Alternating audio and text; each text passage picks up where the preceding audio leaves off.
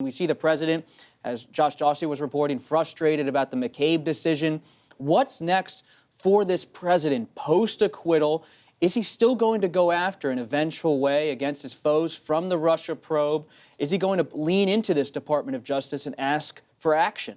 All indications are yes, because look, this isn't taking place in a vacuum. This has been part of a flurry of activity since the president's acquittal that have suggested that he's out for vengeance. We saw obviously the dismissal of Lieutenant Colonel Vindman, as well as the ambassador to the EU, Gordon Sondland.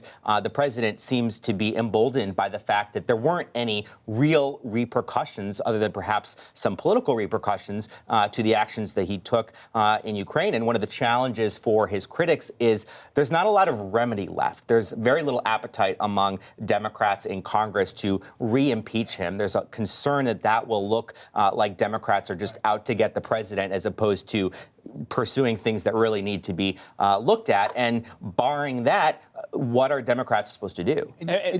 Josh. Well, you heard no palpable frustrations from Republicans this week either. I talked to Senator Kramer from North Dakota, who said he agreed with all of these steps. He thought the president was right to fire him. He thought the president was right to tweet about Roger Stone. Talked to several people close to Mitch McConnell. He has no desire to get involved. You've certainly seen Kevin McCarthy. He has no desire to get involved. The president has a Republican Party that he has over 90% approval on. He has a total grip on it in the districts across the country. There are few people on his side that are really trying to harness him in. And as Justice, what are the Democrats going to do outside of the election and campaigning?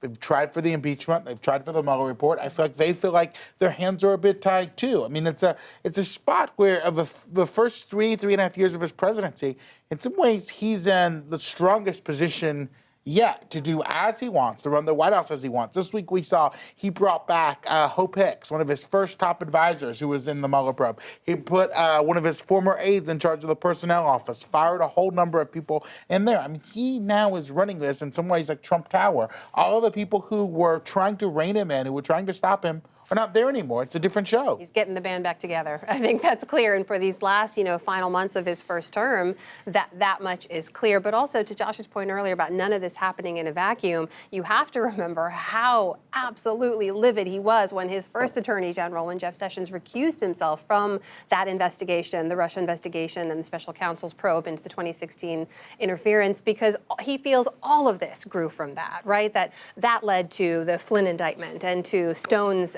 charges eventually to impeachment trial as well. And so all of this has been building for the president up until this point. And he's always asked the question to his advisors, where's my Roy Cohn? And at this point, do you see the attorney general maybe being forced at some point to resign or step away? Is it a breaking point or not? Because at some level, you also see the Durham investigation of how the CIA and other officials have handled the Russia investigation and other issues still working its way through the Department of Justice. There's a few categories of people who actually come out and publicly disagree with the president on the Republican side. Like Democrats, yes. Political partisans, yes. But you have people who have either left the administration and feel comfortable speaking out once they're out of his purview and out of his circle of power. And you have people who are so confident in their relationship and know that the president relies on them that they can publicly disagree with him on a few things. People like Mitch McConnell and people like Lindsey Graham. Attorney General Barr is now in that category of people. But to Molly's point earlier, he does see himself as a true believer. There are certain things that he believes to be true about the rule of law. We don't know where that's going to go. Molly, you're writing a biography, it should be coming out in a few months, about Speaker Pelosi. Pelosi by Molly Ball. It's a great-looking book. She already has been through the impeachment process. She is going to bring up Attorney General Barr on March 31st to the House Judiciary Committee. He will testify.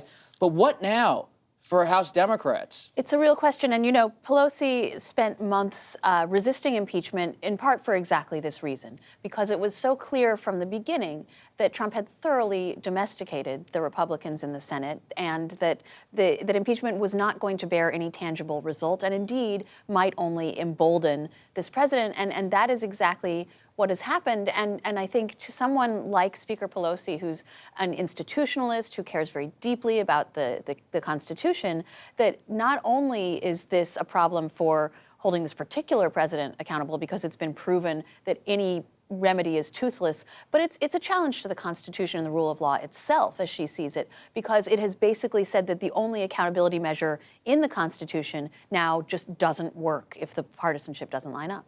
What about Roger Stone's case? He's now demanding a new trial because of concerns about the jury. And there's several people who are close to the president who are all under some type of legal situation where the president seems to want Attorney General Barr to intervene. Again, as far as looking at this not in a vacuum, we have this developments with Roger Stone at the same exact time that we've got these developments with Michael Flynn, and a real eagerness by Attorney General Barr to take a heavy-handed approach to how those cases play out, as long as it doesn't publicly seem like the president is ordering. Do you think pardons could come before or after the election? I think that probably the president will see some advantage in waiting until just after the re-election. Well, and that's the whole point. The president has repeatedly criticized these cases against Michael Flynn, against Roger Stone, against Paul Manafort. He has defended them vociferously at different times, but he hasn't done anything about it. And you see a lot of his kind of, most... He's tweeted about it. Tweeted, but not done anything about it. I mean, if you're Paul Manafort and you're in solitary confinement or you're in jail... Are pardons on the table right now? I think the president has not ruled them out. But all I'm saying is heretofore, the president has made a lot of noise about these cases. But when the rubber hits the road, he hasn't really done much legally about them. If you have, after an election, the dynamics change politically. It's all a different... I mean, there will be a lot of folks around him heading into a re-election who would say, do not pardon these guys. It could hurt you politically. It could knock your poll numbers. It could turn folks off. Once the election's over, things change. Whether he wins or loses, things change entirely.